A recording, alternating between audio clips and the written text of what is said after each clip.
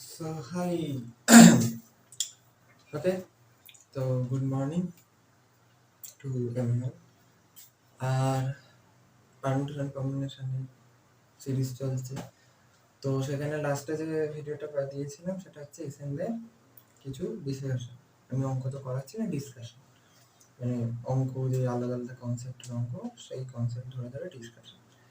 তো আগের দিন লাস্ট যে অঙ্কটা করেছিলাম 12টি বস্তু থেকে 3টি বস্তু কিভাবে নেওয়া যাবে, যেখানে একটা নির্দিষ্ট বস্তু সর্বদা একসাথে থাকবে আর কখনোই থাকবে না, এটা শেষ করিয়েছি। তারপরে অনেক ওয়ার্ডের অঙ্ক আছে পরপর, আমি ওগুলো করাচ্ছি।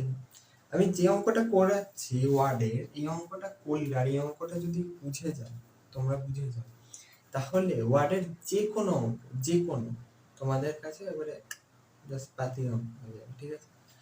তো এই অঙ্কটা প্রচন্ড কমপ্লিকেটেড, মানে এখানটায় তুমি দেখতে পাচ্ছ রিপিটের কেস আছে, ঠিক আছে? প্লাস তুমি যে স্বরবর্ণগুলো একসাথে থাকবে না এটা বলেছি, সেখানেও রিপিটের কেস আছে, দুটো আছে, ঠিক আছে? তাহলে মানে পুরো ব্যাপারটা অনেকগুলো রিপিটের কেসের উপর নির্ভর করছে। এবার এই জিনিসটা যদি কেউ বুঝে যায়, বাকিতে এনপিআর এর ফর্মুলা সোজাই হয়, তাই না? তো আমরা আবার সেই পুরোনো জায়গায় ফিরে যাব, যেভাবে আমরা করছিলাম এতদিন, যে প্রথমেই দেখা যে রিপিট আছে কি নেই। তো বলেই দিলাম রিপিট আছে, দেখাও যাচ্ছে রিপিট আছে, দুটো এম আছে, দুটো টি আছে, দুটোই আছে, দেখতে পাচ্ছি আমরা।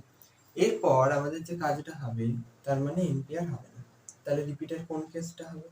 সেইটাই, যেটা a factorial by n factorial dot r factorial dot n factorial, এটা হবে। n টু দি পাওয়ার আর হবে না, কেন হবে না আশা করি এতদিনে ক্লিয়ার, ঠিক আছে? তাহলে ওটা হওয়ার পর আমাদের পারমুটেশন যখন আমরা করব, প্রত্যেকটা অঙ্কই যখন আমরা করব, সেটা যে কোনো চ্যাপ্টারের অঙ্ক, আমাদের প্রথম থেকেই পরপর স্টেপগুলো ভেবে নিতে হবে, ঠিক আছে? ত্রিকোণমিতিতে অনেক সময় যেটা হয়, আমি বলে দিই, ত্রিকোণমিতিতে অনেক সময় যেটা হয় যে আমরা প্রথমে যেটা জানি, একটা কিছু দিয়েছে যে এটা থেকে এটা প্রমাণ করো, তো আমরা মোটামুটি জিনিসটাকে সিম্পলিফাই করতে করতে যাই, আমাদের ওখানে অতটা বেশি ভাবার প্রয়োজন হয় না, কয়েকটা স্টেপে গিয়ে আমাদের ভাবতেই হয়, নাহলে অঙ্কটা হয়তো অন্য ডাইরেকশনে চলে যাবে। তো বাকি যে অঙ্কগুলো, যেগুলো বিশেষ করে পারমুটেশন, কম্বিনেশন, প্রবাবিলিটি, এইগুলোর যে অঙ্ক, যেগুলো বাস্তব আইডিয়া থেকে আসে, সেইগুলোতে প্রথম থেকে ভাবাটা খুব জরুরি। মানে একটা ক্লিয়ার কনসেপ্ট থাকা জরুরি যে আমি কোন দিকে গিয়ে অঙ্কটা করব বা কিভাবে করব, ঠিক আছে? একটা ক্লিয়ার কনসেপ্ট, মানে কোনো বায়াসড হয়ে জিনিসটা করলে চলবে না। তো একটা ক্লিয়ার কনসেপ্ট থাকতে হবে। আবারও, যে স্বরবর্ণগুলি একসাথে না থাকে, এই কথাটা বলা হয়েছে। এই কথাটা বলা হয়েছে মানে স্বরবর্ণগুলোকে আমরা একসাথে রেখে দেখব, অর্থাৎ আমি প্রথমে যেটা বার করব সেটাই হচ্ছে মোট বিন্যাস। কেন মোট বিন্যাস? যদি বলতো স্বরবর্ণগুলো একসাথে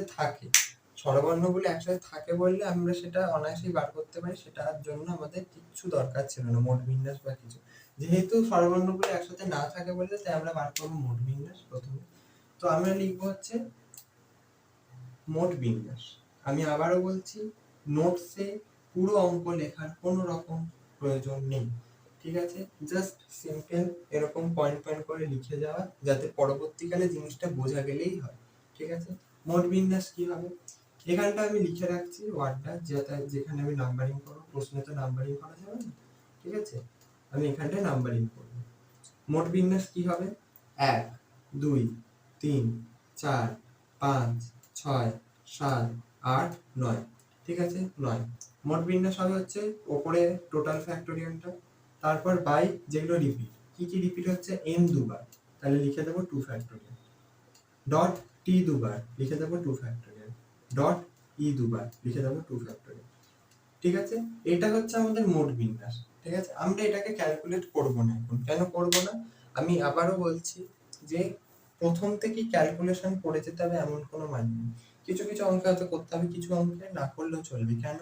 কারণ হতে পারে যেগুলো, বিশেষ করে যখন এরকম কিছু ভাগ থাকবে, কাটাকুটির ব্যাপার থাকবে, এবং আমরা জানি পরবর্তীকালে আরো একটু অঙ্কটা এগোবে যেখানে আরো এরকম কিছু আসবে, যেখানে কাটাকুটি হতে পারে, তখন আমরা এগুলো করবো না, আমরা রেখে দেব ওই বড় ফর্মই। হয়তো হতেই পারে যে পরবর্তীকালে জিনিসটা কেটে কুটে এক হয়ে গেল, মানে কেটে কুটে জিনিসটা ছোট হয়ে গেল, তারপর সেখান থেকে অনায়াসে আমরা সিম্পলিফাই করে লিখতে পারছি। ঠিক আছে, এটা গেল।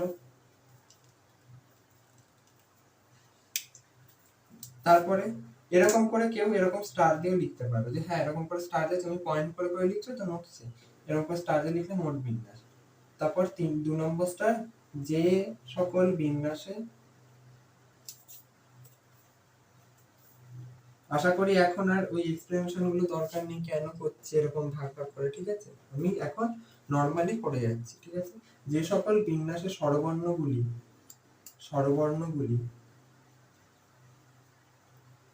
একসাথে থাকবে, সিম্পল। কি হবে এটা? এটা সিম্পল হবে হচ্ছে, দেখো স্বরবর্ণগুলো বাদ দিয়ে তো মনে মনে কেন, খাতায় দাও।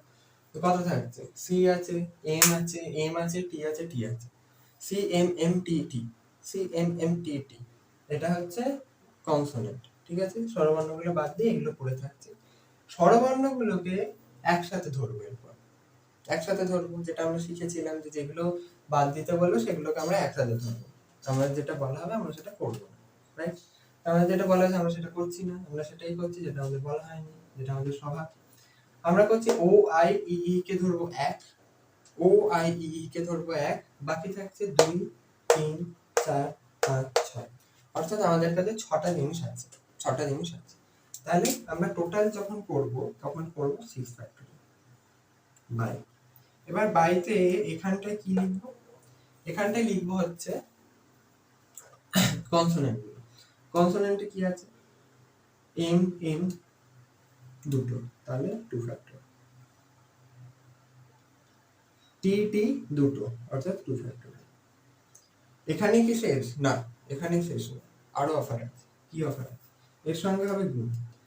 গুণ হয় এইখানটা যে পার্টটা বলবো সেটা হচ্ছে স্বরবর্ণের পার্ট। কেন? স্বরবর্ণগুলো নিজেদের মধ্যেও বিন্যস্ত হয়।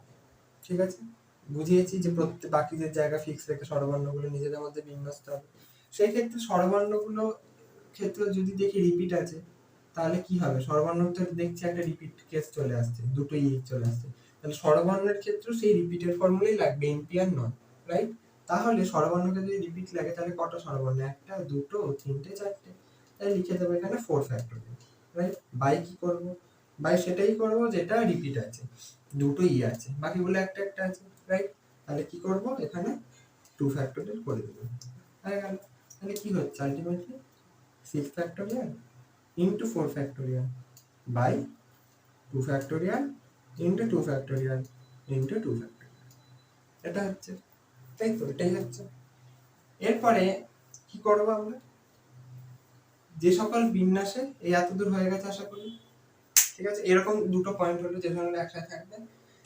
ঠিক আছে, এবার শেষ পয়েন্টটা কি হবে? অতএব এটা মনে রাখো 9 ফ্যাক্টরিয়াল বাই এটা, আর এটা 6 ফ্যাক্টরিয়াল ইনটু 4 ফ্যাক্টরিয়াল বাই এটা, রাইট? তো এটাকে মুছছি, অর্থাৎ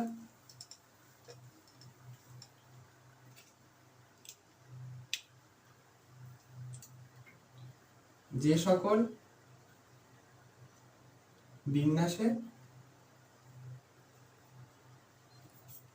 বিন্যাসে স্বরবর্ণগুলি একসাথে থাকবে না, কি হবে সেটা? থাকবে না, সেটা কি হবে? মোট বিন্যাস by 2 factorial dot 2 factorial dot 2 factorial minus 6 factorial 4 factorial 2 factorial dot 2 factorial dot 2। এবার ক্যালকুলেশনটা ভালো করে এবার দেখো কিভাবে করবে। ঠিক আছে, ইজি করে কিভাবে করা যায়, ইজি ক্যালকুলেশন। 9 ফ্যাক্টরিয়াল পরের স্টেপটায় তুমি কি করতে পারো? দেখো এটা একটা 6 ফ্যাক্টরিয়াল থাকবে, তো এটা একটা 6 ফ্যাক্টরিয়াল থাকবে, আর এটাতে একটা 6 ফ্যাক্টরিয়াল আছে, তাহলে আমি 6 ফ্যাক্টরিয়ালটা কমন নিয়েছি। ম্যাক্সিমাম 6 ফ্যাক্টরিয়ালই কমন নিয়ে যাবে এটা থেকে। তাহলে এখানটায় দেখো 6 ফ্যাক্টরিয়াল যদি কমন নাও, রাফ করো, ঠিক আছে, রাফ করো, 6 ফ্যাক্টরিয়াল কমন নিলে কি হচ্ছে? 9 8 7, ঠিক আছে, 9 8 7। তুমি এখানে করলে 9 ইনটু 8 ইনটু 7 মাইনাস কি হচ্ছে? তুমি হচ্ছে এখানে 4 into 3 into 2 into 1 by 2 factorial dot 2 factorial dot 2 factorial, right right হয়ে গেল। তুমি আরো কমন নাও, কমন নিয়ে নে, অঙ্ক কিন্তু অনেকটা এগিয়ে যাবে। 4 কমন নিয়ে নাও দুটো থেকে, দুদিক থেকে 4 কমন নিয়ে নাও। 4 into 6 factorial বাই, এখান থেকে 2 factorial সব 2 লিখে দাও, ঠিক আছে? 2 into 2 into 2, এটা যেমন ভাঙা আছে থাক। তাহলে কত হচ্ছে? 9 into 2 into 7 minus 3 into 2। ক্যালকুলেশনটা দেখো খুব ইজি হয়ে গেছে, খুবই ইজি হয়ে গেছে, ভালো করে দেখো। তাহলে কি হয়ে যাচ্ছে? এটা কাটলো, এটা কাটলো, 4 কাটলো, কাটলো। এখান থেকে 6 ফ্যাক্টোরিয়াল বাই 2 আছে, রাইট? তাহলে আমি কি করব? দাঁড়াও, এটা আগে এটা পরে করছি। এর পরের স্টেপটা এখানটায় লিখছি, এর পরের স্টেপটা, ঠিক আছে? ক্যালকুলেটরে পুরোটা একসাথে করার থেকে আমার তো মনে হয় বেটার এরকম করে করা। ক্যালকুলেটরে পুরোটা কেউ যদি চাও ক্যালকুলেটরে পুরো করতে পারো, আর যদি কনফিডেন্স থাকে করতেই পারো, ঠিক আছে? তাহলে 9 দুগুণে 18, 7 18 56, 5 126, তাই তো হয়? 756, আর থেকে 5, 7 থেকে 7 5 12, 126 মাইনাস 6 120, এটা হবে 120। তাহলে হয়ে যাচ্ছে 126 মাইনাস 6 হয়ে গেল 120, 120 হয়ে গেল উপরটা।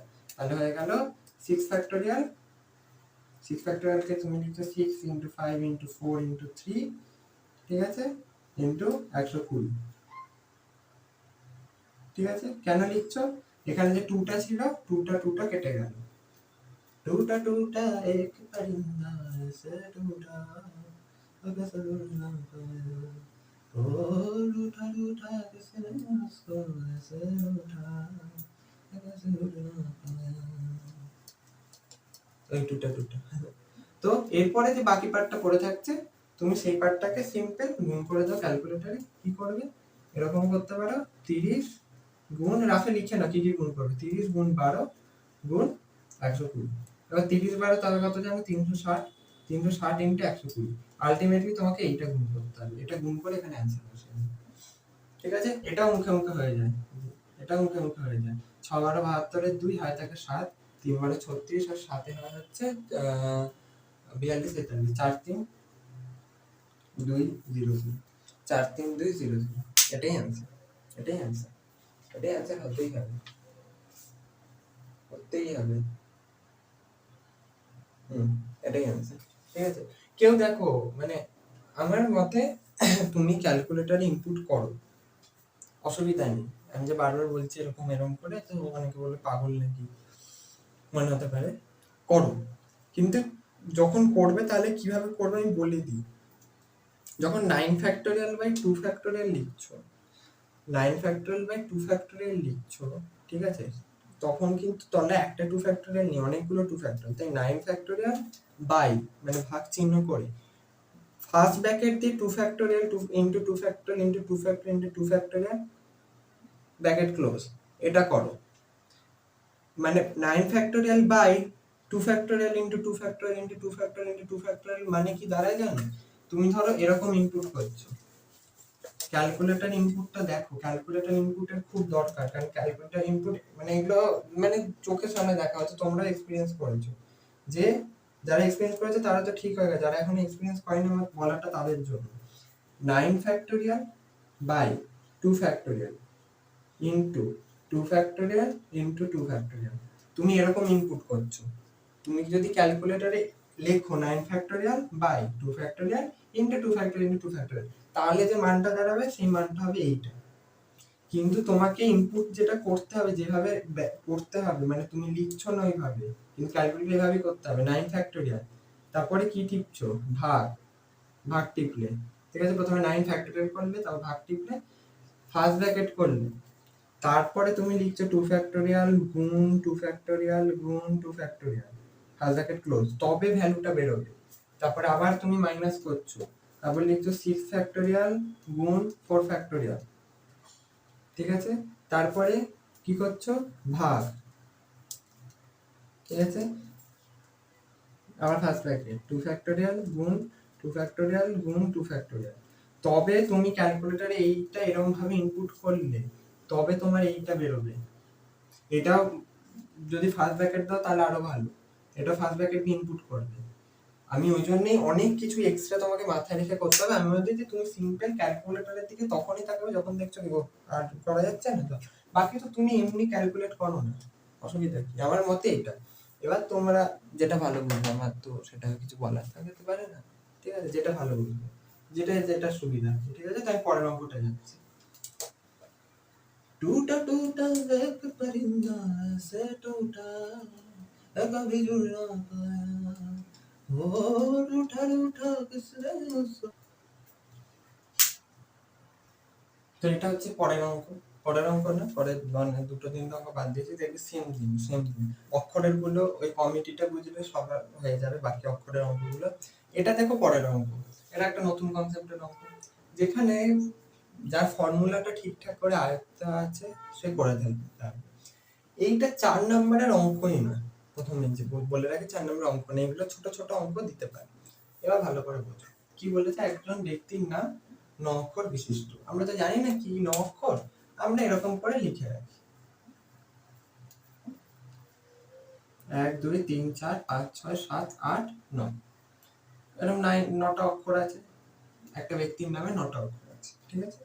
বলেছে একটি অক্ষর একাধিকবার আছে, মানে একটি অক্ষর একাধিকবার আছে মানে রিপিটেড কেস, একাধিকবার আসছে মানে রিপিটেড কেস। এবার নামের ক্ষেত্রে যখন বুঝতেই পারছো যেরকম জায়গা সেরকমই তার জিনিসপত্র, ইভেন প্রত্যেকটা বিন্যাসেই রিপিটেড হবে কেস, মানে প্রত্যেকটা যতগুলো বিন্যাস হবে সেখানে যে অক্ষরটা রিপিট আছে সেটা প্রত্যেকবারই রিপিট হয় প্রত্যেকটা বিন্যাসে। তাহলে আমরা কোন ফর্মুলাটা জানি এটার জন্য? a factorial by n factorial dot r factorial dot m factorial, এই ফর্মুলাটা জানি।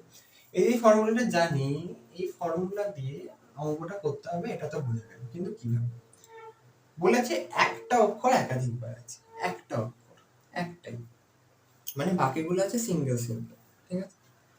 আমি যখন ফর্মুলাটা লিখি a factorial by n factorial dot r factorial dot m factorial, তো এটা কি হয়? Total number. টোটাল নাম্বার আমাদের কি আছে? ইকুয়াল টু 9, মানে আমাদের টোটাল নাম্বার গিভেন আছে, টোটাল নাম্বার আমাদের গিভেন আছে, রাইট? আর এই যে এনটা এটাই আমাদের প্রশ্ন, এক জাতীয় অক্ষর কতবার আছে, রাইট? কারণ এনটা কত, মানে এন রকমের আমরা কি লিখেছিলাম ফর্মুলাতে এন জাতীয় এক বস্তু, এন জাতীয় এক বস্তু, রাইট? আমরা ফর্মুলা এটাই লিখেছিলাম, এন জাতীয় এক বস্তু, আর জাতীয় এক বস্তু, এম জাতীয় এক বস্তু, এরকম করে লিখেছি। তাহলে এম নাম্বার অফ, মানে যেটা রিপিট হচ্ছে সে তার নাম্বারটা আমি ধরতে পারি এন, তাহলে এন সংখ্যক এটা আছে।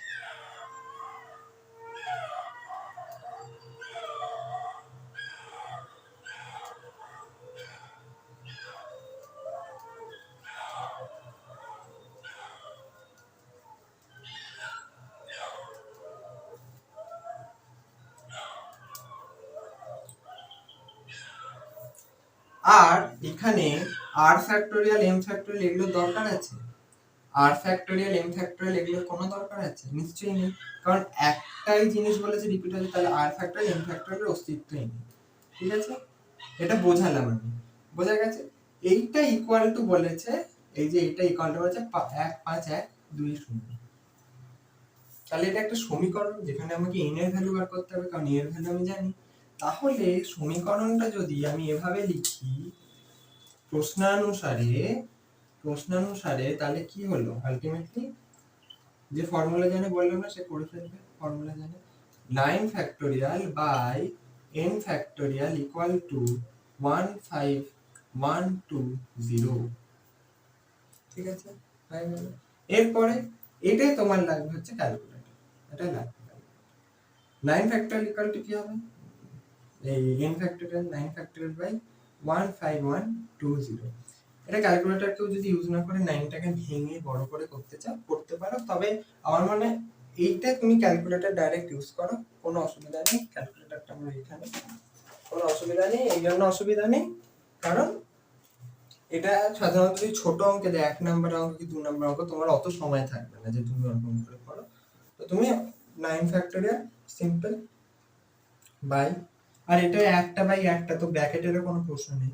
15120 করে দিলে কত হয়ে গেল? 24। ঠিক আছে, তো সিম্পল তুমি এখান থেকে ভাগ করে বের করে নিলে n ফ্যাক্টোরিয়াল ইকুয়াল টু 24। ঠিক আছে, এবার আমি একদা once upon a time in West Bengal আমি একটা কথা বলেছিলাম। কি বলেছিলাম? যে 4 ফ্যাক্টোরিয়াল 5 ফ্যাক্টোরিয়াল এগুলোর মানগুলো একটু মনে রাখতে বা প্র্যাকটিস করতে অটোমেটিক্যালি মনে থেকে যাবে। ঠিক আছে, এবার যে প্র্যাকটিস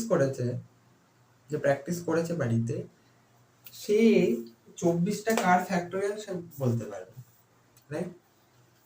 যদি মনে না পড়ে কার ফ্যাক্টোরিয়াল 24 কি করে বার করবো, বা অন্য কোনো সংখ্যা দিলে যেগুলো ফ্যাক্টোরিয়াল মনে নেই, কি করবো? আমরা এরকম করে কি করবো, তার লসাগু 2 12 2 6 2 3। ঠিক আছে, করলাম। এবার ভালো করে দেখো, ঠিক করলাম তো? হ্যাঁ, ঠিক করেছি। এবার দেখো লসাগুর যে ব্যাপারটা থাকবে সেটাকে এমন ভাবে লিখবো যেটা লেখার পর ফ্যাক্টোরিয়ালের একটা আকার দেবে। মানে ভালো করে দেখো, আমি এখানে দেখলাম যে আচ্ছা 2 আছে, দুটো 2 আছে, একটা 2 আছে, একটা 3 আছে। আচ্ছা 3 আছে, 2 আছে, 1 তো পেয়ে যাবে, 1 তো না থাকলে এনেই দেবে, 1 এর দরকার নেই। 3 আছে, 2 আছে, তাহলে 3 এর আগে 1 হতে পারতো, তাহলে 3 ফ্যাক্টোরিয়াল হতে পারতো। ভালো করে মানে অ্যাপ্রোচটা কিভাবে ভাবো, 3 ফ্যাক্টোরিয়াল, কিন্তু 3 2 ছাড়াও আরো এক্সট্রা জিনিস আছে। আর এক্সট্রা জিনিসে তুমি দেখছো আচ্ছা দুটো 2 আছে, মোট কথা 3 আছে যখন, তাহলে 3 এর থেকে বড় কিছু লাগবে আমার। অ্যাপ্রোচ এটা হবে 3 যখন আছে ফ্যাক্টোরিয়াল, যখন 3 ফ্যাক্টোরিয়াল হবে না, তাহলে 3 এর থেকে বড় আমার কিছু লাগবে। ঠিক আছে, 3 এর থেকে বড়, তার মানে এখানটা আমাকে করতে হবে এক্সাক্ট বড় লাগবে। আগে তো এক্সাক্ট বড়টা লাগবে, তারপরে তো তারপর। তাহলে এক্সাক্ট বড় এখান থেকে করে নিলাম আমি 4, ব্যাস হয়ে গেল, সিম্পল হয়ে গেল 4। ঠিক আছে, তাহলে এটা হয়ে গেল হচ্ছে 4 × 3 × 2 আর 1 তো তুমি আনতেই পারো, তাহলে n ইকুয়াল হয়ে গেল 4, মানে 4 বার রিপিট আছে। এই যদি এটা থাকতো হচ্ছে 120 থাকতেই পারে 120। তুমি কি করছো 260, 2 হচ্ছে তোমার কত হচ্ছে 30, 2 15, 3 5। ঠিক আছে, ভালো করে তুমি কি দেখলে, ভালো করে 5 আছে, বড় যে সংখ্যাটা থাকবে উৎপাদক করার পর সব থেকে যে বড় সংখ্যাটা থাকছে, তুমি চেষ্টা করো তার ফ্যাক্টোরিয়াল ভাবার। ঠিক আছে, যে দেখলে 5 ফ্যাক্টোরিয়াল হতে পারে। আচ্ছা 5 ফ্যাক্টোরিয়াল হতে গেলে আমাকে কি কি থাকবে, 5 থাকবে, 4 থাকবে, 3 থাকবে, 2 থাকবে, 1 থাকবে, রাইট?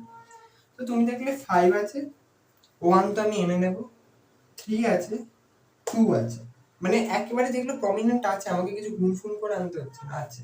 তাহলে আমার চাই একটা 4। ঠিক আছে, 4। এবার যদি আরো কিছু বড় হতো, ধরে একটা 6 হতো, 6টা তো 2 2 3 হিসেবে ভাগ হয়ে যাবে, বা সরি 2 আর 3 তে ভাগ হয়ে যাবে, তোমার দেখে মনে হচ্ছে 3 ফ্যাক্টোরিয়াল হবে। ধরো 120 × 6 কত হয়, 720 হয়। তো 720 কে তুমি করছো 2 দিয়ে 360, 2 দিয়ে 180, 2 দিয়ে 90, 2 দিয়ে 45, 5 দিয়ে 9, 3 দিয়ে 3। এটা একদম ভালো এক্সাম্পল, এটা দিয়ে বোঝাচ্ছি, দেখো ভালো করে বোঝো। তুমি প্রথম কি দেখলে, বড় উৎপাদকটা তোমাকে এমন একটা সংখ্যা বেরোলো যেটা তুমি জানো না, এটাতে এটা বেরোলো 24টা মনে আছে, আমি এটা বলছি যেটা তুমি হয়তো জানো না, এই জন্যই কনসেপ্টটা করালাম আমি, যাতে এটা আমি বলতে পারি। ধরো তুমি প্রথমে দেখলে 5, তো তোমার মাথায় হলো আমাকে করতে হবে তাহলে 5 ফ্যাক্টোরিয়াল আমাকে করতে হবে, রাইট? তো আমার 5 ফ্যাক্টোরিয়াল করতে হবে, তাহলে আমাকে কি লাগবে, 5 লাগবে, 4 লাগবে, 3 লাগবে, 2 লাগবে, 1 লাগবে। ঠিক আছে, তো তুমি কি দেখলে 5 আছে, একটা 2 আছে, একটা 3 আছে, তাহলে 4টা লাগবে। দেখলে দুটো 2 গুণ করে হয়ে যাবে 4। এরপরে তুমি দেখছো এক্সট্রা কিছু এলিমেন্ট বেঁচে থাকছে, এই যে তুমি বড়টা ধরলে, সব থেকে বড় তো এখানে 5, এগুলোর মধ্যে সব থেকে বড় 5, তুমি বড়টা ধরে যখন সবগুলো পেয়ে গেলে এলিমেন্ট, বড়টা ধরে যেমন পেয়ে গেছো 5 পেয়ে গেছো, দুটো 2 গুণ করে 4 পেয়ে গেছো, একটা 3 পেয়ে গেছো, 2 তো পেয়েই গেছো, তাহলে তোমার একটা 1 লাগবে, একটা 1 লাগবে, করলেই হয়ে যায় 5 ফ্যাক্টরিয়াল। এটার পরেও তোমার একটা 2 একটা 3 বেঁচে থাকছে, একটা 2 একটা 3 বেঁচে থাকার গল্পটা এখানে ছাড়ো। তুমি যদি দেখো একটা এক্সট্রা এলিমেন্ট বেঁচে থাকছে, অনেকগুলো বেঁচে থাকতে হবে, একটা থাকলে চলবে না, একটা থাকলে হবেও না, লজিক ভেবে দেখো না, একটা থাকলে তো সেটাই ওর থেকে বড় হয়ে যাওয়ার কথা ছিল।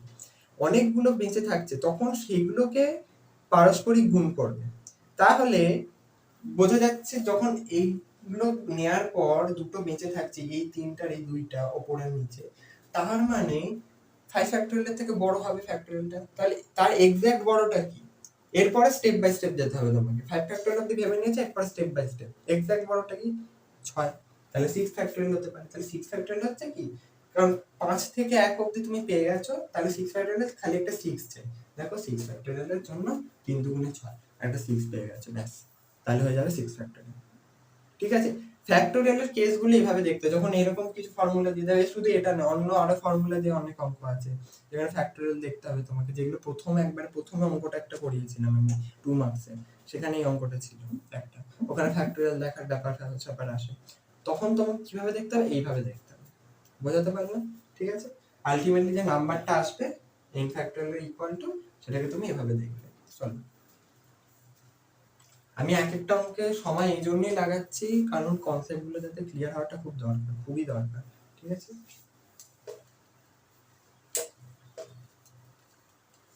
দেখো একেবারে নতুন কনসেপ্ট, মানে আমি বলেছিলাম এই অঙ্ক এরকম আছে, মানে নতুন কনসেপ্ট মানে কি, ফর্মুলা আমরা জানি, ঠিক আছে, কিন্তু আমরা সংখ্যার ক্ষেত্রে কোনোদিন এটা করিনি, শব্দের ক্ষেত্রে করেছি। আমি বলেছিলাম আছে উদাহরণ, আমি পরে পড়াবো, কিন্তু দেখলাম অনুশীলনীতে আছে, খুব ভালো করে দেখো। 6 অঙ্ক বিশিষ্ট কতগুলি যুগ্ম সংখ্যা, এতদূর পড়লে আইডিয়া ক্লিয়ার করো। যুগ্ম সংখ্যা মানে যেটা শেষে এমন সংখ্যা থাকবে যেটা 2 দিয়ে ভাগ যাবে, ক্লিয়ার? ঠিক আছে, এরপর যে সংখ্যাগুলো দিয়েছে, অঙ্কগুলো দিয়েছে, ভালো করে দেখো, 2 3 5 3 4 5, এখন অবধি যতগুলো আমরা অঙ্কের বা সংখ্যার দিয়ে অঙ্ক করেছি, সেখানে কখনো একই অঙ্ক রিপিট করেনি, মানে একই অঙ্ক দুবার দেয়নি, একবার করে দিয়েছে, সেখানে রিপিট হলে আমরা n টু দি পাওয়ার 8 দিচ্ছিলাম, রিপিট না হলে সিম্পল npr। এবার এখানে দিয়েছে দুটো 5 দুটো 3, আবার বলছে এই 6টি অঙ্ক দিয়ে গঠন করা যায়, এটার মানে বোঝো 6টি অঙ্ক দিয়ে মানে এই 6টি অঙ্ক দিয়ে, মানে প্রত্যেকটা বিন্যাসে কটা অঙ্ক আছে এখানে, 1 2 3 4 5 6, 6টি অঙ্ক আছে, প্রত্যেকটা বিন্যাসে 6টি অঙ্কের পার্টিসিপেশন যেন থাকে। এবার 6টি অঙ্কের পার্টিসিপেশন থাকার অর্থটা বুঝতে পারছো, মানে এই একটা 2 আছে, তুমি 2 2 2 2 2 2 এরকম করে বারবার লিখতে পারবে, মানে 2টাকে তুমি একবার ইউজ করতে পারবে, কেন, কারণ যদি তুমি 2টাকে একের অধিকবার লেখো তাহলে কোনো একটা অঙ্ক বাদ পড়ে যাবে, মানে প্রত্যেকটা যে বিন্যাস হবে সেই বিন্যাসে একটা 2 থাকবে, দুটো 3 থাকবে, দুটো 5 থাকবে, একটা 4 থাকবে। ঠিক আছে, এইগুলোকে 2 3 5 3 4 5টাকে তুমি এবিসিডি দিয়ে কল্পনা করো, ওয়ার্ড দিয়ে, যে ওয়ার্ডে আমরা কিন্তু এটা শিখেছি, যেখানে দুটো টি থাকতো, দুটো ই থাকতো, ঠিক আছে, দুটো সি থাকতো, রাইট? তাই তো আমরা শিখেছি তো, ওটা শিখেছি তো, কথা কয় না, শিখেছি তো। তাহলে তাহলে আমরা ওয়ার্ডের ক্ষেত্রে যেটা শিখেছিলাম সেটা আমরা সংখ্যার ক্ষেত্রে ব্যবহার করতে পারি না? পারি তো, ফর্মুলায় তো কোথাও বলা ছিল না ওয়ার্ডের ক্ষেত্রেই হবে। এই ফর্মুলা, এই যে অঙ্কটা, এটা কি বলছে, n খানা একই বস্তু, n খানা একই বস্তু আছে না, মানে 2 খানা একই বস্তু, r খানা একই বস্তু, রাইট? তাহলে এই ফর্মুলাটা হবে হচ্ছে সিম্পল, ওই ফর্মুলাটা বসিয়ে দিয়ে অঙ্ক শেষ। 1 2 3 4 5 6 6 ফ্যাক্টরিয়াল বাই কটা আছে 5, দুটো 2 ফ্যাক্টরিয়াল, না সরি, ভুল করছি, বলেছে যুগ্ম সংখ্যা, ওই জন্য আন্ডারলাইন করতে হবে, আমি বলি আমি ভুলে গেছি, পেনটা রাখলাম কোথায়, নিউ পেনটা, আন্ডারলাইন করতে বলি প্রত্যেকটা পয়েন্ট, আমি ভুলে গেছি, যুগ্ম সংখ্যা। যুগ্ম সংখ্যা মানে শেষে থাকবে 2 আর 4, মানে এদের জায়গা ফিক্সড, 2 আর 4 এর জায়গা ফিক্সড, ঠিক আছে। যখন 2 থাকবে তখন এখানে কটা থাকছে? 5টা। 2 3 4 5, তাহলে 2টা তো যখন চলে গেল তখন এখানেও 5টা অঙ্ক। তাহলে 5টা অঙ্ক কিভাবে বিন্যস্ত হচ্ছে এরকম, ভালো করে দেখো 5টা অঙ্ক কিভাবে বিন্যস্ত হচ্ছে। 1 2 3 4 5, তাহলে টোটাল নাম্বার হচ্ছে 5 ফ্যাক্টোরিয়াল। এই ফর্মুলাটা লাগাচ্ছি,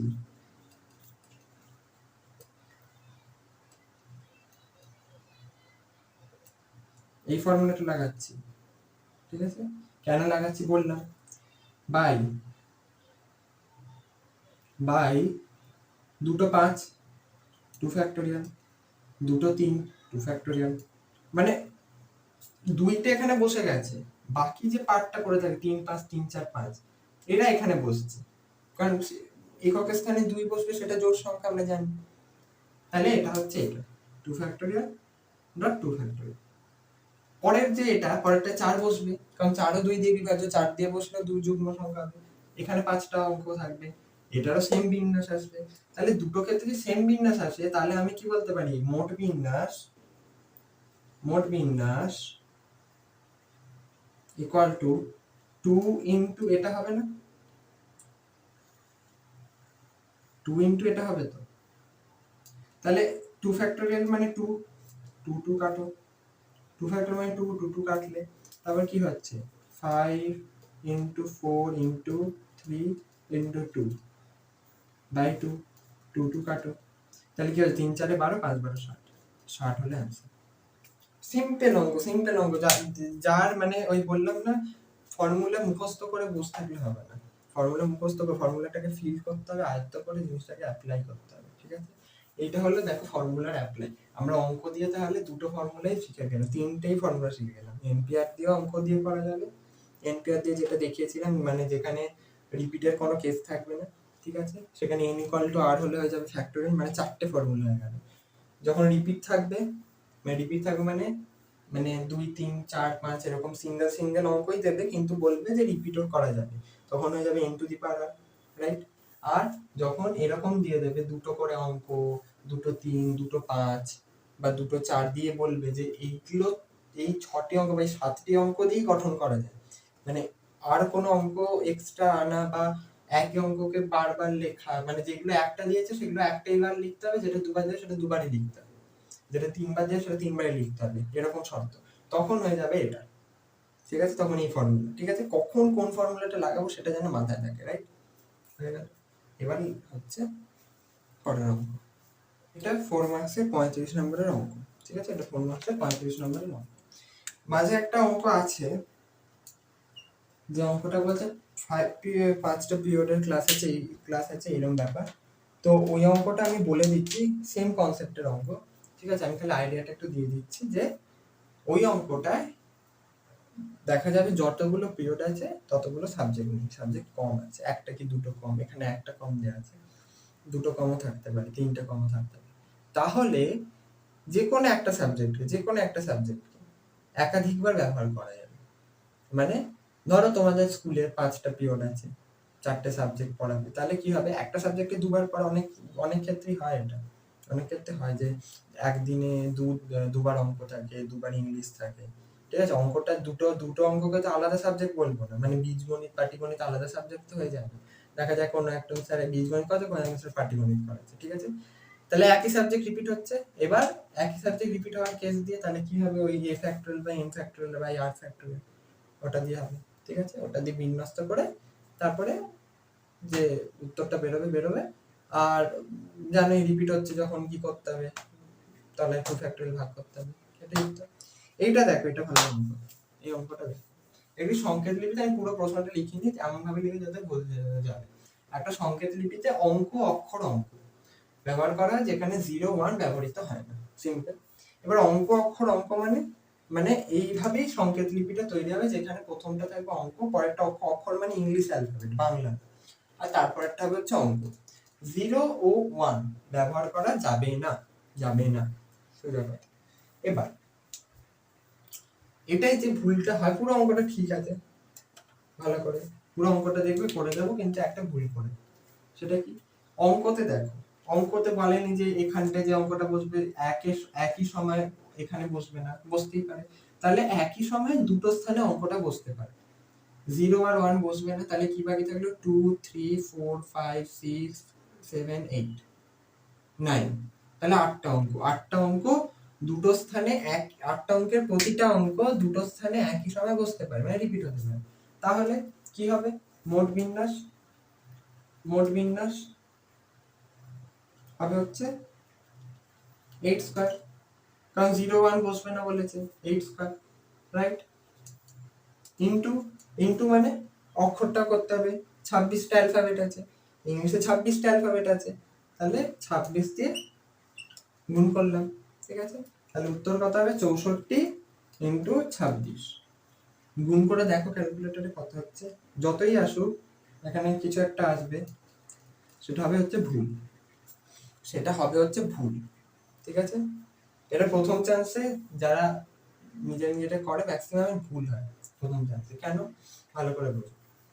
0 1 কিন্তু এটা নয়, অনেকে এটা 0 1 পড়বে, ঠিক আছে? আমি যখন পড়লাম 0 1 পড়লাম, এটা কিন্তু 0 1 লেখা নেই, ঠিক আছে? বইতে এরকমই লেখা আছে, আমি বইয়ের মতে করে লিখেছি, এটা 0 1 লেখা নেই। এটা লেখা আছে একটা সংকেত, মানে এরকম দেখতে ফিগার আর এরকম দেখতে ফিগারগুলোই বাদ, এরকম দেখতে ফিগার আর এরকম দেখতে ফিগারটা বাদ, ঠিক আছে?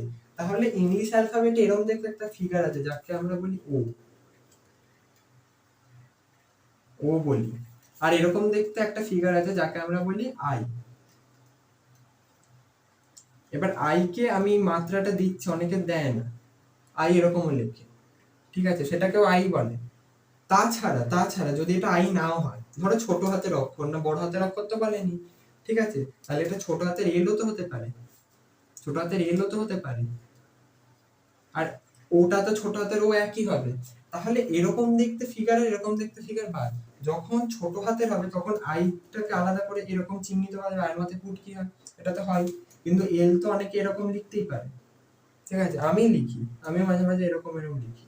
তাহলে এই যে এরকম দেখতে ফিগারগুলো বাদ, এরকম দেখতে ফিগারগুলো বাদ, সেটা যদি অক্ষরের ক্ষেত্রে এল হয় বা আই হয়, সেটা সংখ্যার ক্ষেত্রে 1 হবে, রাইট? তাহলে এরকম দেখতে ফিগার বাদ মানে দুটো এরকম ফিগার অক্ষরেও আছে, তাহলে অক্ষরে 26টা থেকে দুটো বাদ মানে 24 হয়ে যাচ্ছে, তাহলে এটা হয়ে যাবে 24। এবার দেখো উত্তর ঠিক আসবে, উত্তর বোধহয় আসবে হচ্ছে 64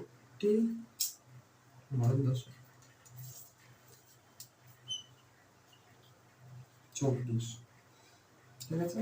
আমি আগে 2 দিয়ে গুণ করে নিই, তারপর 12 দিয়ে গুণ করে দেবো। 2 দিয়ে গুণ করলে 4 দুগুণে 8, 6 দুগুণে 12 ইনটু 12 কত হবে? 8 12 96, 6 হাতে থাকে 9, 12 দুগুণে 24 আর 9 হচ্ছে 33 এর 3, হাতে থাকে 3, 12 কে 12 3 15, 1536। উত্তর 1536, উত্তর 1536 মিলিয়ন হবে,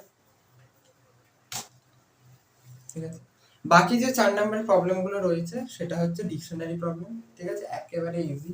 আমি ডিকশনারি প্রবলেম দেখিয়েছি, যারা ওই ভিডিওটা দেখোনি তারা ডিকশনারি প্রবলেম ভিডিওটা দেখো, এটা পারবে, ঠিক আছে? আমি ওটা তাই জন্য আর করাচ্ছি, যেহেতু একটা ভিডিও অলরেডি বানানো আছে, ঠিক আছে? আমি চলে যাচ্ছি 5 মার্কসে, ঠিক আছে? 5 মার্কসের অঙ্কগুলো এবার আমি যাচ্ছি। তো এটা 5 মার্কস শুরু হয়ে গেল।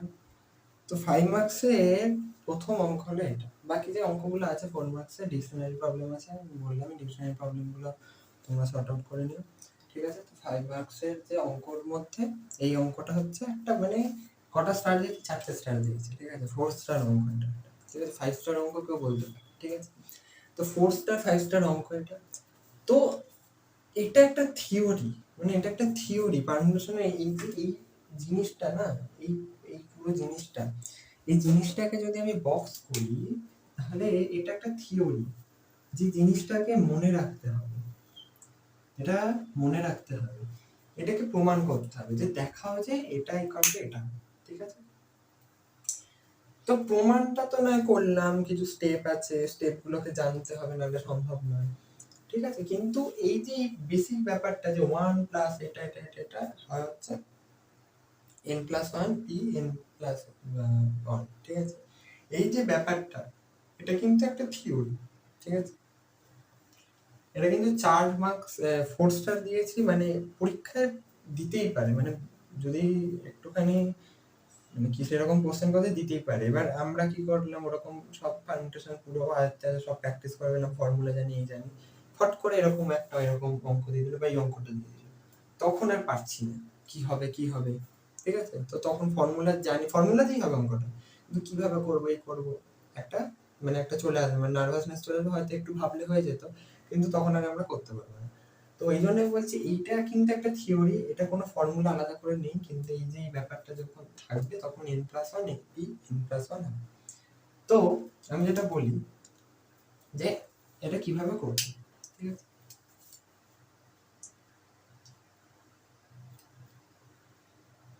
আমরা স্টেপ বাই স্টেপ যাব, স্টেপ বাই স্টেপ কিভাবে যাব? আমরা প্রথমে 2p2 নেব,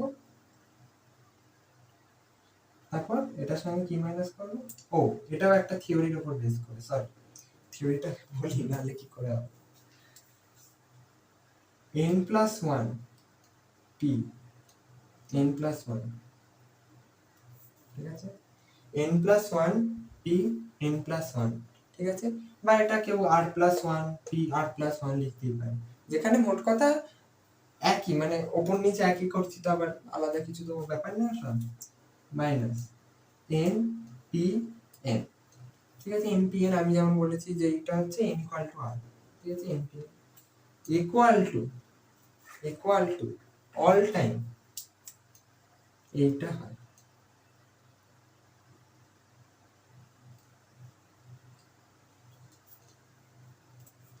বোঝাতে পারলাম? অল টাইম হবেই, হতেই হবে। এই থিওরিটা আগে মাথায় রাখতে হবে, এটা হচ্ছে ফর্মুলা, এইটা হচ্ছে ফর্মুলা, এটা ফর্মুলা, এটা প্রমাণ করা যায়, এই ফর্মুলাটা প্রমাণ করা যায়, এটা ফর্মুলা, রাইট? এই ফর্মুলা মাথায় রেখে আমাদের অঙ্কটা করতে হবে, এই অঙ্কটা করতে হবে। কেন, কিভাবে কেন করব, ভালো করে দেখো। এই ফর্মুলাটি লাগাবো, এই ফর্মুলাটা জানা থাকলে অঙ্কটা খুব ইজি। কেন, তুমি কি দেখলে n.np, তুমি এসব ছাড়ো, তখন তুমি ভাবলে আচ্ছা এখানে 2.2p2 আছে, 3.3p3 আছে, n.npn আছে, আচ্ছা তাহলে কোনোভাবে জিনিসটা এটা থেকে আসছে, ঠিক আছে? বুঝলে? তাহলে তুমি একটুখানি আবার দেখলে, বললে আমি তাহলে এক কাজ করি, স্টেপ বাই স্টেপ যাই, স্টেপ বাই স্টেপ, মানে এইখানটায় কি হতে পারে, n এর সব থেকে কম ভ্যালু, কি হতে পারে, n এর 0, এই 1, n এর সবথেকে কম ভ্যালু তো 1ই হতে পারে, 0p0 হবে না, তাহলে 1p1ই হবে। তো ঠিক আছে, আমি বসিয়ে দেখি কি আসছে, ঠিক আছে? তো আমিও বসাই, ঠিক আছে? তা আমি এখানে যখন 1 বসাবো, এখানে 1 বসাবো, তাহলে আমি ডাইরেক্ট লিখছি 2p2 মাইনাস, ভালো করে 1p1 equal to 1 into 1p1, ঠিক আছে? 1p1, এটা ফর্মুলা। এবার এই জিনিসটাকে আমি প্রমাণ করে দেখাবো, এই জিনিসটাকে দেখো ভালো করে দেখো। 2p2 কে কি লিখবে, 2 factorial minus 1p1 K 1 factorial, right? 2 factorial equal two 2, 1 factorial equal two 1, equal to 1, right? 1 টাকে তুমি কি লিখতে পারো, 1 ইনটু 1 লিখতে পারো, এটাকে কি লিখতে পারো, 1 ইনটু 1p1, দেখো 1p1। সিমিলার টু, তুমি তার তলায় লিখে যাচ্ছ পরপর 3p2 এই 3p3, কারণ এই যে আবার n এর ভ্যালু 1 রাখলে 2 হলো, n এর ভ্যালু 2 রাখলে 3 হবে, ঠিক আছে? n এর ভ্যালু এখানে 2, তাই হবে না? তাই হবে তো, এই ফর্মুলা অনুযায়ী তাই হবে তো, এটা প্রমাণ করা যায়, দেখো ভালো করে, সবগুলো দেখাবো না, আমি দেখাচ্ছি।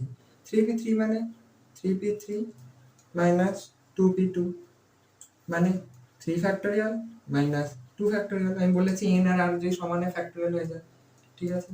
6 মাইনাস 2, এটা 6 হয়, 3 দুগুণে 6, 6 হয়, তাহলে হয়ে যায় হচ্ছে 4, 4 কে কি লিখতে পারি, 2 ইনটু 2, 4 কে যদি উৎপাদকের বিশেষ হয় 2 × 2 হয়, সেটাকে কি লেখা যায় 2 × 2 ফ্যাক্টোরিয়াল, কারণ 2 factorial equal two 2 back calculation 2 factorial equal two 2 আমরা জানি, তাহলে 2 হলে কি হবে 2 ফ্যাক্টোরিয়াল হবে। যেমন কি 6 3 ফ্যাক্টোরিয়াল হলে 6 হবে জানি, তাহলে 6 হলে কি হবে 3 ফ্যাক্টোরিয়াল হবে। এরকম করে করে করতে হবে, ঠিক আছে। ওই জন্য কিছু কিছু মান মনে রাখা দরকার। প্রথমে 5টা মান মনে রাখবে, ঠিক আছে। হয়ে গেল, এটা গেল। তাহলে এরপরে 2 × 2p2 বুঝতে পারলাম, কারণ 2 ফ্যাক্টোরিয়াল 2p2। এগুলো কেন মনে রাখা, আমি কেন বলেছিলাম যে 2p2 ইকুয়াল টু 2 ফ্যাক্টোরিয়াল কেন মনে রাখা দরকার, এই অঙ্কগুলো করার জন্য, ক্রিটিক্যাল অঙ্ক করার জন্য এইগুলো দরকার। বুঝতে পারলাম, জানো এটা তার মানে সত্য, তার মানে এই জিনিসটা যে সত্য সেটার একটা প্রমাণ পাচ্ছ তো, ঠিক আছে। আমি সমান লিখেই যেতে পারি, সমান লিখে গেলাম, ঠিক আছে। আমি ওপরটা মুছছি, এই ফর্মুলাটা থাক, এই থিওরিটা থাক, আমি এইখানটা মুছছি, এইখানটা, ঠিক আছে। এরপর ধরো dot dot dot dot dot dot dot dot dot dot dot dot, ঠিক আছে। মানে অনেকগুলো পেরিয়ে গিয়ে আমি কি লিখবো তারপর n+1 p n+1, মানে এই জিনিসটা ফর্মুলার যেটা minus npn equal to n.pn npn। এটাই লিখবো। কেন লিখবো, কারণ এই জিনিসটা ইনক্রিজ করতে করতে কত দূর যাবে, n+1 অবধি যাবে, n+1 p n+1 অবধি যাবে। এই জিনিসটা ইনক্রিজ করতে করতে এটা ভালো করে বোঝার অঙ্ক, এত দূরই যাবে, আমি এটা লিখবো। লাস্ট জিনিসটা হবে তাহলে এইটা যদি চলতে থাকে, যদি কন্টিনিউ হতে থাকে পরপর, লাস্ট হবে হচ্ছে এইটা এন, কারণ বলেছে এন খানা বস্তু, প্রশ্নে দেখো এন খানা বস্তু বলেছে, যাদের বই নেই তারা আগে প্রশ্নটা ঢুকেছে দেখো, হয়ে গেছে। এরপর ভালো করে দেখো 2p2 কেটে যাবে, কারণ তুমি একটা এটা সমীকরণ দিচ্ছ, তুমি সব সমীকরণগুলোকে যোগ করে দিবে, একটা করে সমীকরণ লিখলে, তুমি যখন দেখলে একটা প্লাস আছে কয়েকটা মাইনাস, প্লাস আছে মাইনাস আছে, তুমি বুদ্ধি লাগে যোগ করে দিলে, ঠিক আছে। এই 3p3 এর সাথে পরের লাইনে কি হবে 4p4 3p3, এটা কেটে যাবে। এরকম করে সবগুলো কেটে যাবে, তাহলে কি কাটছে, প্রত্যেক সমীকরণে দুটো করে পার্ট কাটছে, ঠিক আছে। এটার সাথে আগেরটার কাটছে, এটার সাথে আগেরটার কাটছে, এটার সাথে মানে প্রথম সমীকরণটার বাঁ দিকের সাথে দ্বিতীয় সমীকরণের ডান দিক, আবার এটার সাথে এটার বাঁ দিকের সাথে দ্বিতীয় সমীকরণের ডান দিক, ঠিক আছে। এরকম করতে করতে এটাও কাটবে, কেন এর সমীকরণটা, এর আগের যে সমীকরণটা থাকবে, এর আগের সমীকরণটা কি হবে, এর আগের সমীকরণটা হবে হচ্ছে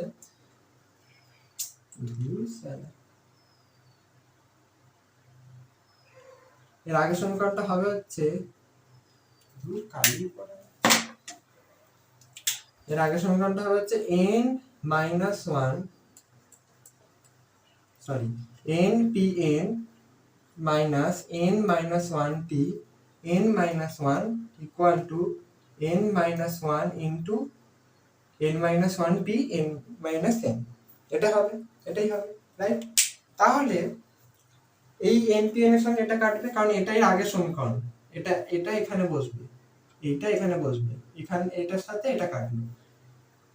এরপরে তুমি ভালো করে দেখো, ভালো করে অবজার্ভ করে দিও, এইটা কারোর সাথে কাটবে না, দেখো এটা কারোর সাথে কাটার নেই, আর কোনটা কাটার নেই, এইটা কাটার নেই, কারণ এটার সাথে এর পরের সমীকরণের ডান দিকেরটা কাটা ছিল, কিন্তু এর পরে তো সমীকরণই নেই, এটাই তো শেষ সমীকরণ, এটা কাটবে, এটা তো শেষ সমীকরণ, তাই তো। তাহলে ভালো করে এবার বোঝার জায়গা, এটা বুঝতে পারি এটা, ঠিক আছে। এই যে এই পার্টটা মুছি, ঠিক আছে, মুছলাম, আশা করি ঢুকে নিয়েছো। এই পার্টটা থাক, এই থিওরিটা থাক, এটা তো প্রমাণ করবো, মেলাতে হবে তো যে হ্যাঁ এটাই এসছে, তাই না, এটা থাক, অসুবিধা নেই, ঠিক আছে। তাহলে ভালো করে দেখো বাঁ দিকে তাহলে কি থেকে যাচ্ছে, বাঁ দিকে থাকছে n+1 p n+1, এটা থাকছে, আর মাইনাস থাকছে 1p1, এটাই থাকছে বাঁ দিকে। দেখলে এখানে একটা 1p1 ছিল আর একটা এইটা আছে, ঠিক আছে। ডান দিকে কি থাকছে বলো তো, ডান দিকে থাকছে এইটা, যে প্রথম থেকে 1 বলছি ইনটু 1p1, ডান দিকে থাকছে, প্লাস থাকছে 2p2 প্লাস 3p3 এরকমই থাকছে, ডান দিকের গুলো তো কিছু কাটাকুটি করিনি, দেখলে করিনি। একদম লাস্টে কি আছে, এরকম যেতে যেতে এন ডট এনপিএন, এটাই আছে, তাই তো। এবার দেখো, এবার যে বুদ্ধি হয় সে করে ফেলে যাবো, হয়ে গেছে, সলভ সলভ। কি করলো, এইটা 1p1টাকে কি লিখি আমরা, 1 ফ্যাক্টোরিয়াল, 1 ফ্যাক্টোরিয়াল কত 1, তো এই যে 1টা এটাতে কি আসছে ভালো করে দেখো, তাহলে n+1 p n+1 equal to 1 plus, এটা মাইনাস ছিল ওখানে গিয়ে প্লাস হয়ে গেল, 1 into 1p1 plus 2 into 2p2 plus 3 into 3p3 সমান সমান সমান সমান সমান প্লাস n ইন্টু npn, হলো না, প্রমাণিত।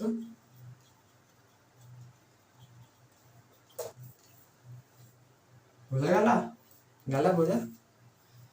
এইটা হচ্ছে একটা থিওরি, এটা মনে রাখতে হবে যে এরকম করলে এরকম আসে, ঠিক আছে, এটা পারমিশন একটা থিওরি, এই থিওরিটা মনে রাখা দরকার, ঠিক আছে। এরকম অঙ্ক দিতেই পারে, প্রমাণ করে দিতেই পারে, ইভেন অন্য শ্রেণী দিয়েও দিতে পারে, ঠিক আছে। এটাই যে একটা এক্সট্রা ফর্মুলা। এর পরে একটা সমীকরণ আছে, পরে একটা সমীকরণ, ওটা নিজেরা করো, ওটা সিম্পল সমীকরণ, ওটা কিছু এমন হাতি ঘোড়া নেই, কিন্তু ওটা তাও নিজেরা করো, ঠিক আছে, নিজেরা করো। আমাকে কমেন্টে জানিও ওই অঙ্কটা হয়েছে কিনা, পরের সমীকরণটা, ঠিক আছে, পরের সমীকরণটা কমেন্টে জানিও হয়েছে কিনা। ওটার একটা ইজি ভাবে করা যায়, ওটা আমি বলে দেবো, যদি না হয়ে থাকে, আর যদি হয়ে থাকে যেভাবে হয়েছে সেভাবে করে আসবে। দেখো, যেটা তুমি নিজে করছো সেটা কঠিন হোক সোজা হোক, সেটা তোমার কাছে সোজা কথা, তুমি যেটা নিজে করছো নিজে, ঠিক আছে, কারণ ওইখানেই তুমি একটা ট্রিক কি বলো তো, ট্রিক হচ্ছে যেটা তুমি নিজে করে স্যাটিসফাইড হচ্ছে, সেটাকেই ট্রিক বলে। শর্ট ট্রিক লং ট্রিক বলে কিছু হয় না, ঠিক আছে, শর্ট ট্রিক লং ট্রিক বলে কিচ্ছু হয় না, তুমি যেটা নিজে করছো সেটাকেই বলে ট্রিক, ওকে।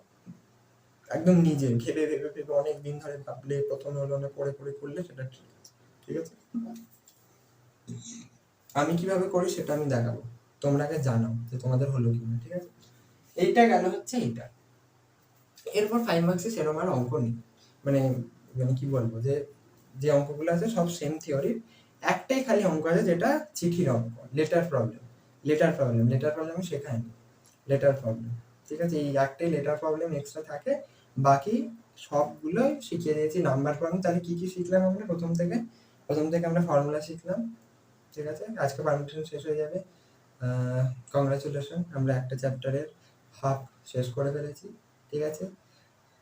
এমসিকিউ বাকি আছে, সবাই বলবে এমসিকিউ বাকি আছে, এমসিকিউ পারমিশন কমিশন একসঙ্গে করাবো, এমসিকিউ শুধু বইয়ের না, আর এক্সট্রা এমসিকিউ করাবো, কমিশনটা শেষ হোক তারপর করাবো, হয়ে গেল। তো এই গেল, আমরা কি শিখলাম, number problem, word problem, dictionary problem, ঠিক আছে, আর রিপিট এগুলো সব শিখলাম, এমপিআর শিখেছি, প্রত্যেকটা ফর্মুলা শিখেছি, ফর্মুলার অঙ্ক করেছি, ঠিক আছে। নাম্বারে জেনেছি 3টে ফর্মুলাই অ্যাপ্লিকেবল হতে পারে, ঠিক আছে, মাইন্ডেড। ডিকশনারির আলাদা করে প্রবলেম শিখেছি, ওয়ার্ডের ক্ষেত্রে আমরা যা শিখেছি সেখানে একটাই ফর্মুলা লাগবে, ঠিক আছে, যদি রিপিট থাকে, আদারওয়াইজ যদি রিপিট না থাকে তাহলে এনপিআর, যেটা ওয়ার্ড প্রবলেমে শেখানো আছে, দেখে নেবে ভিডিওটা, ওয়ার্ড প্রবলেমে দেবে একটা ভিডিও আছে, ওয়ার্ড প্রবলেমের সাথে বোধহয় ডিকশনারি প্রবলেম বা এরকম কিছু আছে। আর কিছু প্রবলেম, হ্যাঁ, সার্কুলার পারমুটেশন শিখে গেছি, হোয়াই ফ্যাক্টোরিয়াল জানি, কেন ফ্যাক্টোরিয়াল ইউজ হয়, মানে আমাদের কাছে পুরো পারমিশন ক্লিয়ার থাকার কথা, যারা ডেডিকেটেডলি ভিডিও দেখেছে, নোটস বানিয়েছে, তার কাছে পুরো ক্লিয়ার থাকার কথা। আর যা যা প্রবলেম হচ্ছে কমেন্টে লেখো যে আমার এখানে প্রবলেম হচ্ছে দাদা, এখানটা বুঝতে পারছি না দাদা, একটু বলে দাও, এই জায়গাটা একটু দেখিয়ে দাও, আমি সব দেখিয়ে দেবো, ঠিক আছে। আরেকটা যে ব্যাপার হচ্ছে লেটার প্রবলেম, এটা লাস্ট প্রবলেম, ঠিক আছে, পারমিশন লাস্ট প্রবলেম হচ্ছে লেটার প্রবলেম। লেটার প্রবলেমকে কিভাবে করতে হয়, ঠিক আছে, ভালো করে দেখো পরের অঙ্কটা, লেটার প্রবলেম লাস্ট অঙ্ক 5 মার্কসের, তারপর ছুটি, ওকে। তো এটা আমি মুছছি, এটা ভালো করে, এটা 4 স্টার 5 স্টার যত ইচ্ছে স্টার দিয়ে দাও, কোনো যায় আসে না, ঠিক আছে। তো এটা 5 মার্কসের প্রথম এই শেষ অঙ্ক, ঠিক আছে। 5 মার্কসে আর সেরকম অঙ্ক নেই, এই একটি অঙ্ক, নতুন concept, letter problem. Letter problem মানে কি, লেটার প্রবলেম মানে হচ্ছে তোমাকে ভুল চিঠি রাখতে হবে, ভুল খাম। প্রশ্ন পড়ো, 4টে চিঠি আছে, 4টে চিঠির নির্দিষ্ট ঠিকানা বিষয়, নির্দিষ্ট খাম আছে, মানে 4টে চিঠি যেখানে পৌঁছাবার কথা, ঠিক আছে, সেরকম অ্যাড্রেস লেখা, নির্দিষ্ট খাম আছে, প্রত্যেকটা চিঠি আলাদা। এবার তোমাকে বলেছে 4টে চিঠিকে ভুল খামে ঢোকাতে হবে, কত উপায়, ঠিক আছে। এটার আমি তোমাকে দুটো ট্রিক বলবো, দুটো ট্রিকের যেটা যার পছন্দ করবে, আর দুটো ট্রিকের বেনিফিট বলবো, যে দুটো ট্রিক কখন কখন লাগাবে বেনিফিট, দুটো ট্রিক সেম সেম মানে মানে তুমি দুটো দিক দিয়ে অঙ্ক করতে পারো, কিন্তু বেনিফিটটা আমি বলার কারণ হচ্ছে পরেই বলি, ঠিক আছে। এটার একটা ফর্মুলা আছে, ঠিক আছে। ফর্মুলাটা হচ্ছে নাম্বার 1। ফর্মুলাটা কি? ফর্মুলাটা হচ্ছে যদি n খানা চিঠি থাকে, n খানা ধরো চিঠি আছে আর n খানা খাম আছে, n খানা চিঠি n খানা খাম, তাহলে ফর্মুলাটা হচ্ছে n ফ্যাক্টোরিয়াল, ঠিক আছে, 1 1 অফ কালির নেই,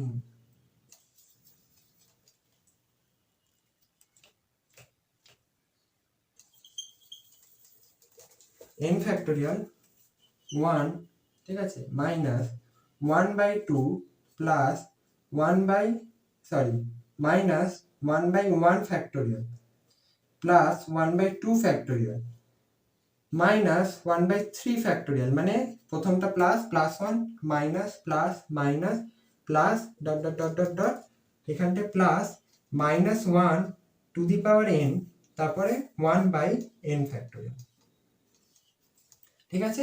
এটা হচ্ছে তোমার ফর্মুলা। এই ফর্মুলাতে তুমি সিম্পল কটা, কারণ n ইকুয়াল টু 4 বুঝতেই পারছো, সিম্পল তুমি 4 ফ্যাক্টোরিয়ালটা বসিয়ে দিলে, দিয়ে 1 মাইনাস 1/1 ফ্যাক্টোরিয়াল 1 হয়ে যায়, প্লাস 1/2 ফ্যাক্টোরিয়াল হয়ে যায় 1/2, কারণ 2 ফ্যাক্টোরিয়াল ইকুয়াল টু 2 জানি, মাইনাস 1/3 ফ্যাক্টোরিয়াল মানে 1/6, কারণ 3 ফ্যাক্টোরিয়াল 6 হয়, plus dot dot dot dot plus minus 1 to the power 4 1/4 factorial, ঠিক আছে। এটা হচ্ছে ফর্মুলা। তো আবার লিখলে 4 ফ্যাক্টোরিয়ালকে তুমি পরের এখানে 24 লিখতে পারবে, এখানটায় এখানে 1 1 কেটে দাও, ঠিক আছে, 1 1 তুমি এখানটায় কেটে দাও, 1 মাইনাস 1 দেখতেই পাচ্ছ, না কাটার কিছু নেই, ঠিক আছে। 1/2 মাইনাস 1/6 প্লাস, ও এটা প্লাস, সরি ডট ডট হবে না, কারণ n তো এটাই, n তো 4ই, ডট ডট হবে না, ঠিক আছে, এখানে একটা প্লাস হয়ে যাবে, ঠিক আছে, প্লাস হয়ে গেল 1/2 মাইনাস 1/6 প্লাস,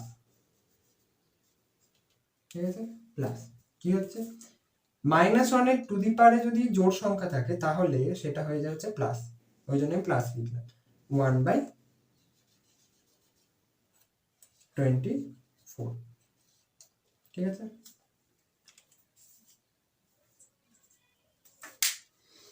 নীলটা তো একেবারেই কাজ করছে না, ঠিক আছে।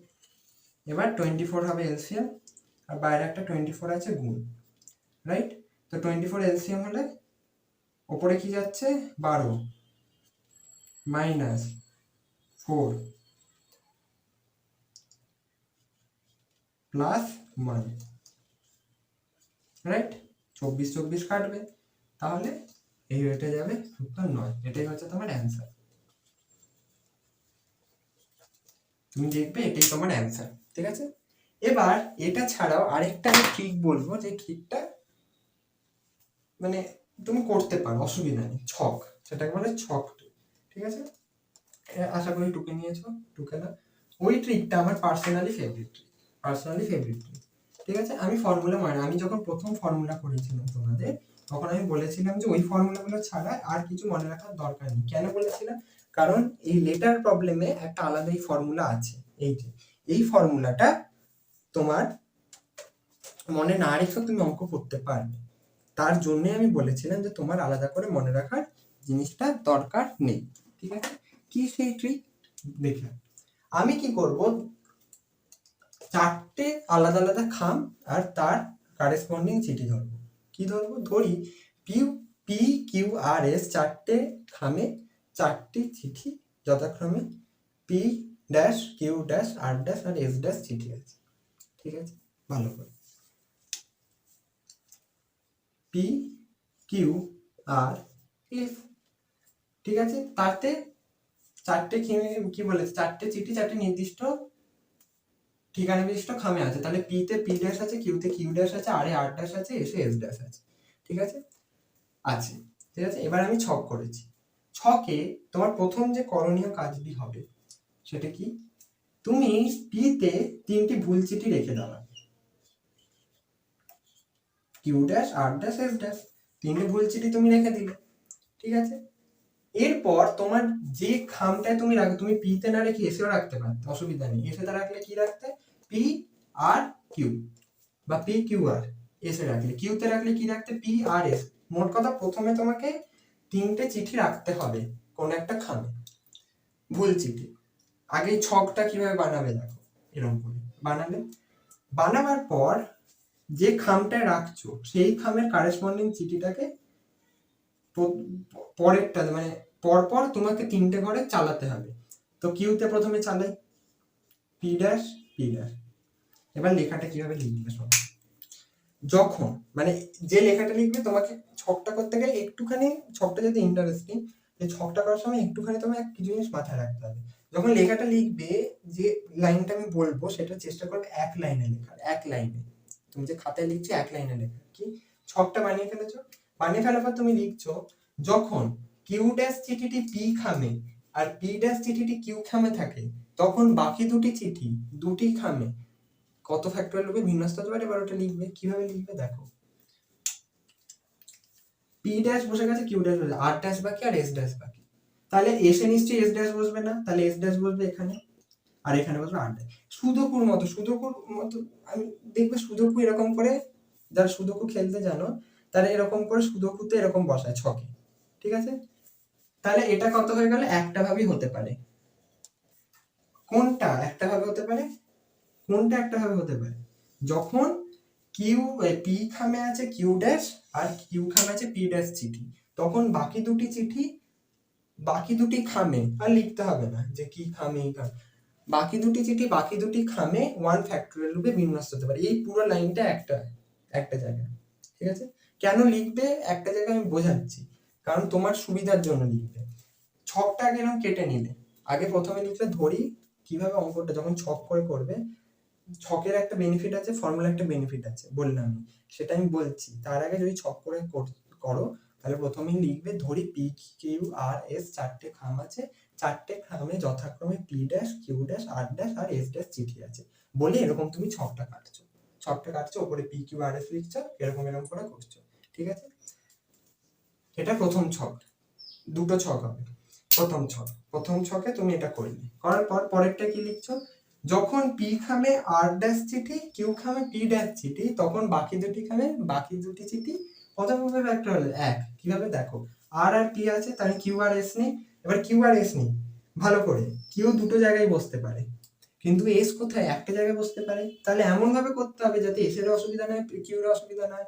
সেটা একটাই অপশন, যে এসটাকে এখানে বসাবো আর কিউ ড্যাশটাকে এখানে বসাবো, তাই তো। মানে এটা সুদোকুর মতো, সুদোকুতে অনেক সময় দেখবে একই অঙ্ক অনেক জায়গায় বসতে পারে, প্রথম মনে হয়, কিন্তু কিন্তু আমরা সেই জায়গায় বসাই যাতে সব শর্ত পূরণ করা যায়।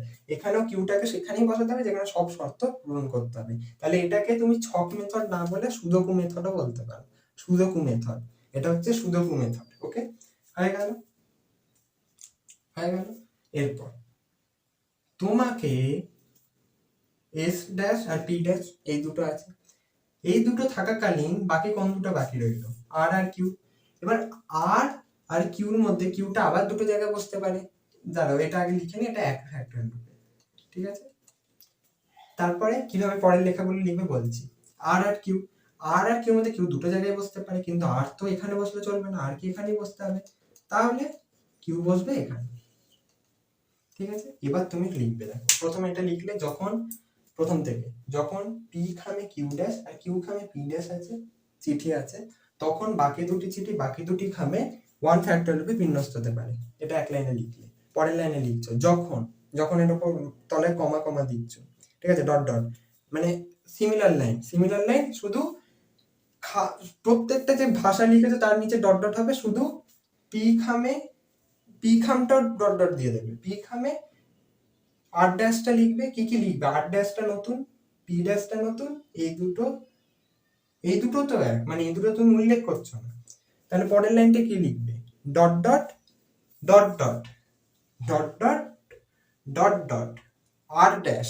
এবার ডট ডট ডট ডটটা কি, যখন পি খামে আর ড্যাশ এবং আবার ডট ডট, এই ডট ডটটা কি, কিউ খামে পি ড্যাশ, ঠিক আছে, পি ড্যাশ ডট ডট, এই ডট ডটটা কি চিঠি, ডট ডট থাকে ডট ডট ডট ডট বাকি দুটি খামে ডট ডট ডট ডট বাকি দুটি চিঠি ওয়ান ফ্যাক্টোরিয়াল রূপে কথাটা লিখবে ডট ডট ডট ডট বিন্যস্ত হবে ঠিক আছে, মানে পুরো তোমার ডটের খেলা। প্রথমটা খালি লিখছো, তারপরে পুরো ডট আর ডট, ঠিক আছে, হয়ে গেল। পরেরটাও সেম এরকম করে লিখবে, আর নিশ্চয় আর বলতে হবে না কি লিখতে হবে, এত ডট তো ভালো না, ঠিক আছে, ঠিক আছে, হয়ে গেল, এটা হয়ে গেল। এটা ছক নাম্বার 1 হলো, ঠিক আছে, ছক নাম্বার 1 হলো। তুমি এটা আর কিছু করলে না, ওইটুকুনি লিখে রেখে দিলে, প্রত্যেকটা ওয়ান ফ্যাক্টর লিখে দিলে, ব্যাস, ঠিক আছে। তারপর তুমি এই ছকটা মুছে দিলে মানে তুমি পরের ছকটায় যাচ্ছ। আমি মুছবো, কারণ আমি তো এখানেই করবো। আমি এই 1 গুলো রেখে দিচ্ছি যাতে তোমাকে লাস্টে টোটালটা আমি দেখাতে পারি। তুমি কি করছো, পরেরটা, এটা ছকটা আমি বোঝাচ্ছি বলে এত টাইম লাগছে, এমনি করতে কিন্তু অত সময় লাগে না। যদি তুমি প্রসেসটা জানো না, এমনি করতে অত সময় লাগে না। তারপরে তুমি, হ্যাঁ, প্রথমের এইটা কিন্তু ফিক্স থাকবে, ফিক্স, নাহলে তোমার অঙ্ক হবে না। একটাকে বলেছি না ফিক্স রেখে, সবসময় একটাকে ফিক্স রেখে করবে অঙ্ক। আর আরেকটা জিনিসকে পরপর এগোবে, কিউতে বসেছিল সব পি, এবার আরে বসা, যে খামটা রেখেছো সেই খামের চিঠিটা, কেন সেই খামের চিঠিটাই একমাত্র 3টে ঘরে যেতে পারে, সেই খামের চিঠিটা একমাত্র বাকি 3টে ঘরে যেতে পারে। মানে প্রথমেই এক কিছু লজিক লাগাতে হবে, পি ড্যাশ, ঠিক আছে, পি ড্যাশ। আবার সেই এক ভাষা, যখন পি খামে কিউ ড্যাশ চিঠি প্রথমবারে লিখবে এই ছকটা করার পরে বাকি নিশ্চয়ই বোঝাতেই পারছি, আর আমি আলাদা করে এক্সপ্লেন করছি না, বুঝেই যাবে যে কিউ আর এখানে আর আর এস দুটো চিঠি আছে, এখানে এস বসবে না, এস ড্যাশ এখানে বসবে, আর ড্যাশ এখানে বসবে, আর দুটোতেই বসতে পারতো, কিন্তু আর এখানেই বসবে কারণ এস কে এখানে বসতে হবে। আবার পরেরটা কি আছে, আর আর পি আছে, তাহলে এস আর কিউ বাকি থাকছে চিঠি, এস আর কিউ যদি বাকি থাকে আবার এখানে এস বসবে, কিউ এখানে বসবে কারণ এখানে এস বসতে পারবে না। পরেরটা এস আর পি আছে, আর আর কিউ আছে, এবার কিউ এখানে বসতে পারবে না, তাহলে কিউ কে এখানে বসতে হবে, আর এখানে বসবে। প্রথমটা খালি লিখবে যে যখন পি এর খামে কিউ ড্যাশ আর এর খামে পি ড্যাশ, তখন বাকি দুটি চিঠি ওয়ান ফ্যাক্টরিয়াল রূপে বিন্যস্ত হতে পারে, যোগ হয়ে গেল, এটাও যোগ হয়ে গেল, এটাও যোগ হয়ে গেল। মানে এই কেস, মানে এই কলামটায় যখন আর ড্যাশটা পি এতে আছে, এই কলামটা যখন কিউ ড্যাশটা পি তে আছে, আর এই কলামটায় যখন এস ড্যাশটা পি তে আছে। আমি ওইভাবে জিনিসটা তোমাদের আলাদা করে দেখি, তোমরা এইভাবে করবে না, তোমরা ওইভাবে লিখে করবে, ঠিক আছে।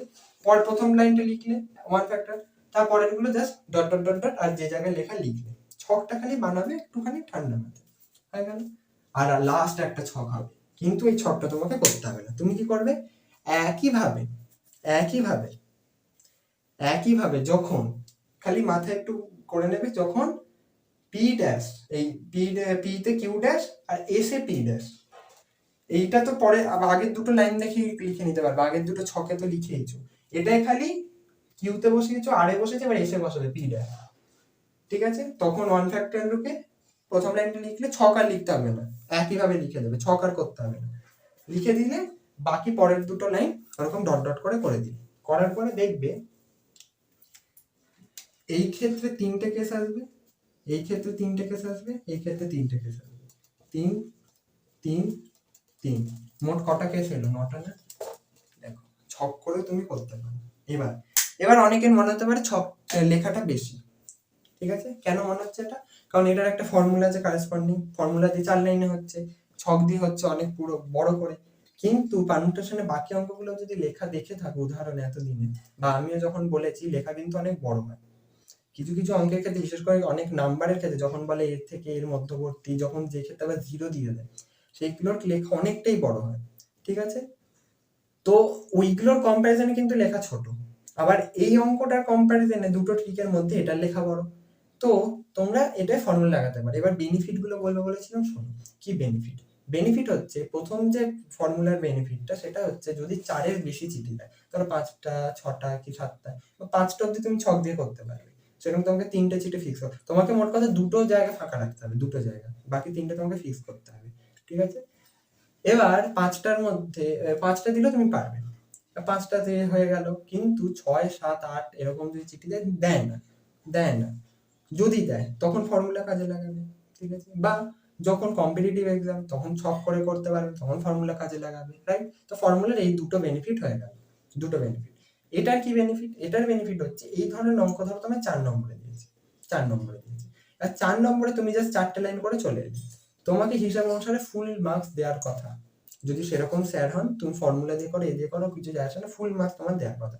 কিন্তু ধরো সেরকম স্যার নন, তুমি জানো কি কোশ্চেন হবে, তুমি জানো যে এই স্যারটা ওরকম দেওয়ার না, তুমি বেকার বেকার তো ঝগড়া করবে, তুমি তো ফর্মুলা জানো, মানে ছক করে করতে জানো, শিখিয়ে দিলাম।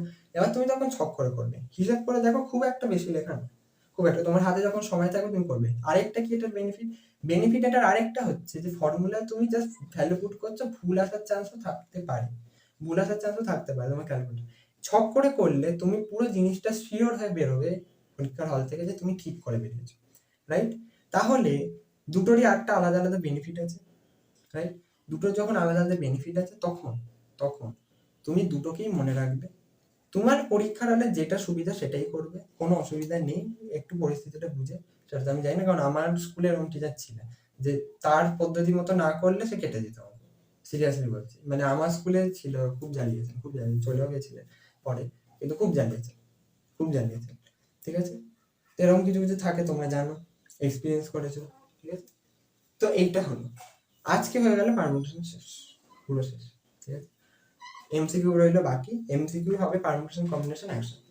তাহলে পরের দিনকে আমরা কম্বিনেশনের ফর্মুলা শিখবো, কম্বিনেশনের ব্যাপার স্যাপার আবার শিখবো।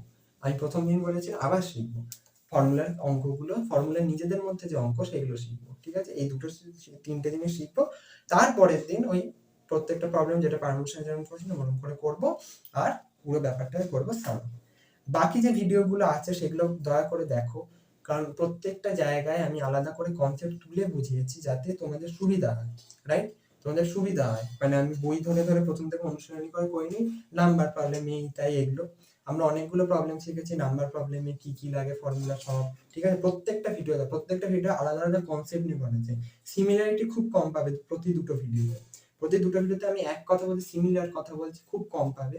যদি বলে থাকি তাহলে আমি তোমাকে পুরোনো জিনিসের রেফারেন্স টেনে বলছি, ঠিক আছে? এরকম দেখতে পাবে। তো পুরো সবগুলো ভিডিও দেখো, ঠিক আছে? আর যা যা প্রবলেম হচ্ছে, যে এইটা করতে প্রবলেম হচ্ছে, কমেন্টে লেখো, আমি কমেন্টটা পড়ে তোমাকে সেই প্রবলেমের সলিউশন নিশ্চয়ই দেবো, ঠিক আছে? চলো টাটা বাই, অঙ্ক প্র্যাকটিস করতে থাকো, ঠিক আছে? চলো টাটা।